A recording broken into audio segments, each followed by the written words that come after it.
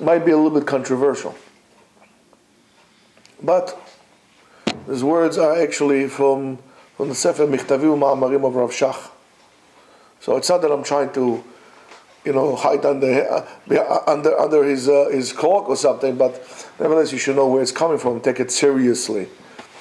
It's not something that I made that you could dismiss or disregard. This Rabbi Rav Shach, which was tremendous in terms of what he did to establish the Ulama Yeshivot in Eretz Israel. It's really amazing. Rebbe doesn't like it, but nevertheless, listen, Torah is Torah. Everybody talks about the Lubavitcher Rebbe, this and this and that, mitzvahs. But you have to understand what these people did in Eretz Israel to maintain Torah and to be in the situation that we had. His contribution to Olam Torah is unbelievable. To the word that we have it today, even here in America, in terms of he encouraged yeshivot to be built in Eretz Israel. He even was the one who had the idea to push for the Shas party to represent the Jews, the Sephardic Jews, Lefidar Torah, to learn. He came. For him, Torah was Torah. It wasn't Sephardi Ashkenazi. For him, Torah was Torah. But he said something that it's a little bit of a scary thing. And it says that the real danger to the existence of Am Israel, it not necessarily comes from the Goyim, from the anti-Semitism that comes all over the world, which he has a whole idea why there's such an increase of anti-Semitism. He says that the danger to Am Israel, to the existence of Am Israel, is those who came up with a new concept that you could be a Jew without keeping Torah or mitzvot. I'm a Jew. I don't need to keep Torah and mitzvot. It's enough that my mother was a Jew and so on and so forth. And he says the following, Ki lo ha'umot hahem mesaknim kayomenu klal uklal. It's not the nations that endanger our existence whatsoever.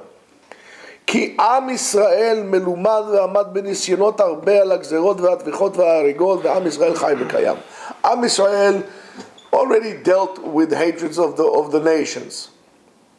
Whether it was Egyptians, whether it was Plishtim, whether it was Amalekim, whether it was Assyrians and Babylonians and Greeks and Romans and Byzantines and the Christian church, whether it was the Inquisition, whether it was the Crusades, whether it was the Spanish expulsion, whether it was the Holocaust, Am Israel knows how to deal with the Goyim.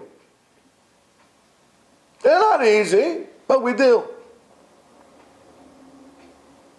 The danger is אבל המסכנים האמיתיים לקיומו של כלל ישראל, those who really put a dent and real danger to the existence of עם ישראל, הם אלו אשר נתנו מושג חדש שאפשר להיות יהודי בלי תורה ומצוות. You can be a Jew without, those who came up with a new expression of being a Jew without keeping Torah ומצוות. ואפשר אפילו להיות נשוי לאישה נוכרית והוא ישראלי לאומי ציוני. You can even be married to a shiksa, to a non-Jewish woman, but it is okay as long as you are a Israeli, you went to the army, you are nationalistic, and you claim to be a Zionist. That's enough. And you see it today. You see it today that Bachurei Yeshivot who sit down and learn with tremendous Mesirut Nefesh are looked upon as less than Arabs in Israel. Okay? In Israel, the first thing you meet an Israeli, where are you from? Where are you from? Where did you serve in the army? Everything is in the army. As long as you go to the army. I mean, listen, my family is the same thing. I spoke to my cousins. For them, going to the army is That's what we're here for. The army. Everything is measured by the army. I served in the Israeli Air Force for 7 years. I paid my dues, believe me. But to say that that's the army is the be all end all, I'm sorry, that's not Judaism, that's fascism. Bunch of fascists. Even rabbi who likes to stand in front of their congregation, the this, the that, they are applying to the lowest common denominator. Mitlahem, they are kind of like this, you know. We are facing a tremendous danger, not only in America, of assimilation. In Israel is assimilation. The fight that they have in Israel regarding the proper conversion, it's not just a political fight. It's an existential fight. Who is going to control the conversion process in Israel? Who is going to become a Jew? Now, it's so ridiculous that the army is allowed to convert. But I've never heard such a thing in my life. You go to a course, you go 12 times in the army, you sit down and the army converts you. What kind of a garbage is that? I never heard such a thing in my life. This is a new phenomenon that is very, very dangerous. You know, we all fall asleep with this whole, events that happen in Syria and Iran with the nuclear bombs and Syria and Russia and Hezbollah and all the other blah, halal snack bars, all these things. But the real danger to Am Yisrael, which we are absolutely not dealing with, is the existence of Am Yisrael. There's no sense of Am Yisrael. When you go to Israel, where they don't learn Tanakh, where they don't understand the basic connection to the land, how could it be? How could it be? How could it be that a Jewish boy... I spoke to a guy, I don't know, where was it? In the summer, supposed to do bar mitzvah. So I spoke to him. I said, "Are you going to put tefillin on?" He says, "No." I said, "What? You're not going to put tefillin on?" He said, "No." I said, "Why not?" He said, "Ani lo baketa hazeh." In other words, I'm not in that scene. What do you mean I'm not in that scene? Every Jewish boy, they say, "Go tell your father to buy you tefillin." What kind of thing is this? Spoke to his father. His father said, doesn't want to. I don't want to force him. It's going to be a whole battle. I said, what battle? What battle, for crying out loud? I bought him talit. His father didn't want to buy him a talit. Say, I'll get take from shul, put something. I can't believe it.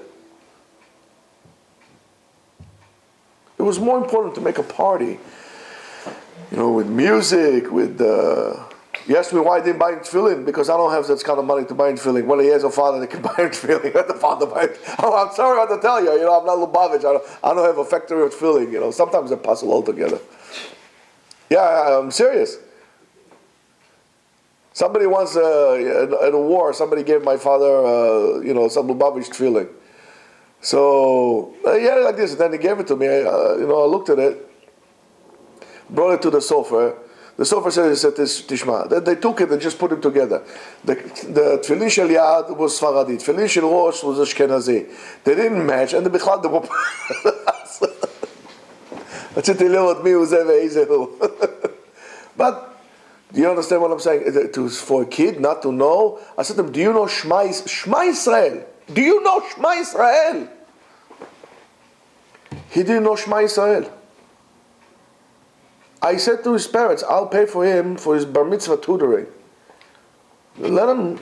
So they said, no, they said, I'm going to tell you something about this kid. I was shocked. So he didn't read the whole Torah. He just read Mafter and he read the Haftarah. So when I, quote unquote, gave him a little test, of course the poor kid recited everything including the brachot. Because he learned like a machine. But he knew the whole Haftarah by heart, with the Te'amim, like he was a professional Baal Koreh. A professional Baal Koreh. And I was shocked. I was shocked at how well, look at what could happen from what's a little kid. Take him, teach him a Mishnah. One Mishnah, what's a little thinking little Mishnah? Matai korim et Shema be'arvit. Teach him a Mishnah. Something. But the dangers, that's the real danger to Am Yisrael. He says, and in this way, this is how we educate our generations in schools. And since the secularism controls Israel, they control the education of the kids. And that's how they educate the kids in school. To be a nation like all the nations. We are not different. And I'm sorry to tell you, we are different. If you want to know why I think that there is such great anti-Semitism, is because to remind us that we are Jews. It's not because of the Goyim. It's because we need a reminder. We need a reminder that we are Jews, that we not sit so comfortably. And it says, therefore, we have to be mitchazek in all our powers to hold our holy land. And by keeping Torah and mitzvot, v'likarei Yehudi, bli shum shemot levai. That's what I've been saying to you all these years. A person should be called a Jew. Not an Orthodox Jew, not a Reformed Jew, not a Mizrahi Jew. Don't even get me started on the shidduch thing that they have, which is, maybe we'll make a shiur for this some other time. It is ridiculous. Can you please explain to me, what is modern Orthodox machmir? What does it mean?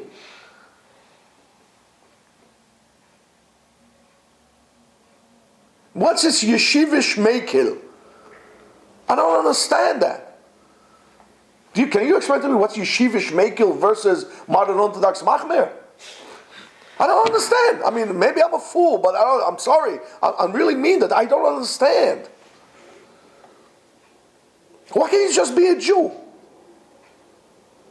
You know, which is very funny. There were two opposing people. On one side you have Rav Shach, alav shalom, big tzaddik.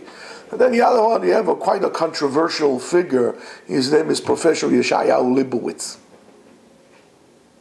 Two opposing people, they really could not stand each other. However, they said something the same. They said the same exact thing. And that's both of them said the same thing. What defines a Jew is his observance of Torah and mitzvot. That's what separates you from a Jew. Why are we called, what are we, Israelis or are we Jewish? Because if you're an Israeli, you could be an Arab. Right? You could be a Christian. You could be Buddhist. You could be an Israeli. The fact Israeli is problematic to the halacha. We should be called, it's a Jewish state. By definition, calling it a Jewish state creates problems. Why does it create problems? Because first of all, if it's a Jewish state, and that's by the way, the nations also, the United States and Shish Kebab also don't like it, that we call it the Jewish state. If we call it the Jewish state, you can't have Arabs there, right? So they are against Israelis defining themselves, their land, as a Jewish state.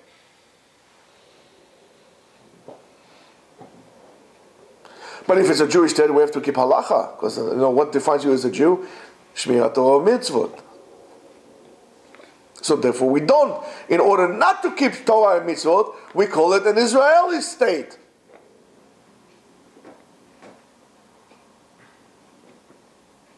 But you ask any evangelic Christian, he'll tell you that Israel is a Jewish state. Because he knows what we try to forget. And that's a very bad sign. It says for people, that was the time that people put a badge on themselves. It says, Ani Tzioni, I'm a Zionist. He says the answer is how to do so. The answer is that a Jew, a Yehudi, Hashomer Torah u'mitzvot bekol chazuto, a person that in his whole entire appearance, by the way he looks, by the way he walks, and you can tell by the way, I'm a Haredi man, no time to talk, right? I'm a Jew. Staying a lot, staying a lot, right? I'm a Jew. Nobody can mistake that for being anything else. I mean, what do I look like, a Viking? I look like a Jew. So with a Jew, there's no bigger statement than a Jew looking like a Jew. And this is the greatest compliment that a person can give you. The biggest compliment. You are a Jew. Man, you look like a Jew. Oh, thank you for the compliment. When somebody says to you, you look Jewish, you say, "But really? Oh, no, my mother is from Poland, or my father is from Czechoslovakia. And I look Jewish. Bad. Thank you very much. Thank you very much. Especially if a guy tells you look like a Jew, that's terrific. Why? He just validates the fact that you are Zera Kadosh, Avraham, Yitzchak, Yaakov. Why are you embarrassed in looking like a Jew? I told you, one of the Rabbanim I knew, he had a guy, Polish guy, painting his house. And the Polak said to him, "I can tell a Jew without even looking like a Jew." So he says, "Really, how?" I said, "I'll tell you." He said, "Your postman is a Jew." So he said to him, "Nah, lo echol liot. My postman is a Jew. I know him. I give him, he's a guy." He said, No, I'm telling you, it's a Jew. Ask him. Next time he comes, you ask him. So he asked him. Last time he came, he waited for the mail. He says, "Excuse me, by the way, let me ask you a question. By any chance, are you Jewish?" The guy was startled. "Yeah, how did you know?" His name, I don't know, was Stewart or something. He picked up a name. The Polak knew. So that's the biggest compliment you can get, is to look like this. And what is this? Amitpalel bechol yom shalosh pamim bayom. A person who says 3 times a day, V'techazena einenu b'shuvcha leTzion berachamim, not like the conservative and reform that took it out, and not this job, that's the kotel. They turned the kotel into avodah zarah, the rashayim haele. They took out V'techazena, The reform, the whole thing was Techazena einenu b'shuvcha leTzion. The first thing they did in the original siddur, the reform, was to take it out. Says, we don't want to go back. We're fine here in Germany. Why we need to go back there? But it's not enough what they did here, the conservative reform, was the damage in which they did here. Now they want to drag it to Israel. Why don't we have from this Beit HaMikdash? One little wall. Just leave us alone, for crying out loud. A goy would not think to desecrate the kotel. The goy. For 2,000 years, we had this, it did not desecrate as much as those people trying to desecrate it.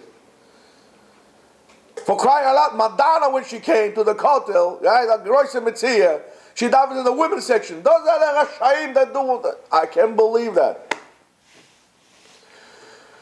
You see the danger to Am Yisrael? That's the danger for Am Yisrael. And those things break friction for Am Yisrael piece by piece, piece by piece. And it says, when a person says 3 times a day, when a person says this and prays, he's more connected to Eretz Yisrael in any place that he would be, more than any slogan. And I told you this before. If you put any other titles to your existence as whatever you are, it means that title that you give yourself is not strong enough. For example, argument's sake, let's say I say, I'm a nouveau conservative. I'm a nouveau, Democrat, right? So what does it mean? The fact that I'm a Democrat or Republican by itself is not good enough. So I need another title to kind of support it. I am an observant Jew. What happened to just a Jew? Why you need to tell me? Is there such thing? According to those 2 guys, is there such thing as not being an observant Jew? I mean, a Jew is measured by his observance. What separates you between us and the Goyim? They eat, they drink, they sleep, they multiply, they have fun, they do averot. What separates us between us and a Goy? Shmirat Torah mitzvot. So you're right. There are those who live and act and breathe like Jews, and those who say they are Jews, but they have nothing to do with Judaism. It's ridiculous for me to go in an Israeli newspaper or website when you read like restaurant reviews, you hardly find any kosher restaurant. I can find more kosher restaurants in New York than I think I can find in Tel Aviv. You don't know anymore. I never, as a kid, I knew one place that they sold, and I was like weird to look at it. It's like I was watching pornography. I was driving with the bus in Yafo. There was a place, and they didn't even write basar chazir. They wrote basar lavan, white meat.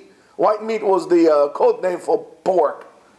One place in the whole Tel Aviv, they sold pork. Even in kibbutzim, they didn't have pork. Now, good luck finding something. Well, that's all over the place. Beresh Galei. Beresh Galei. Pork and shrimps and crabs and all the other choleros that they have there. That's a Jewish state. That's a Jewish state. That's not a Jewish state. It's a very poor state. Very poor state of being. Rabotai, therefore, we need to not just learn. We need to be mechazek, we need to strengthen our Jewish identity, to understand what it is all about, to be very proud of the fact that we are Jews, not to hide it. If you do a little research and you see what happened during the time of Kahana, with the Anti-Defamation League and all the IDF and all, whatever, not IDF, what do you call this guy? JDL and so on. They are the ones who brought a lot of revival to the Jews in America to a certain extent, where you were proud to be a Jew. But people need to understand. Yes, and we don't do it by koach hazroa. We don't do so by going up and beating up people. However, you need to raise your chin up to be a Jew. When you do that, when you are proud to be a Jew, when you are not secondary to Judaism, is not secondary to your secularism, when you are a Jew and you observe it and you're passionate about it, nobody will touch you. Nobody will touch you. Nobody will harm you. But when you are not doing what you're supposed to do, and even if you're doing what you're supposed to be doing, but you're very apologetic about it, you're not proud of the fact that you are giving the Torah a mitzvah and you're keeping it because HaKadosh Baruch Hu bachar banu michol ha'am, then you're going to be reminded that. Yeah, so even if you keep Torah and mitzvot, but you're doing so not with such itlahavut, you're going to pay the price. But this is the time to do it. The time to do it is now.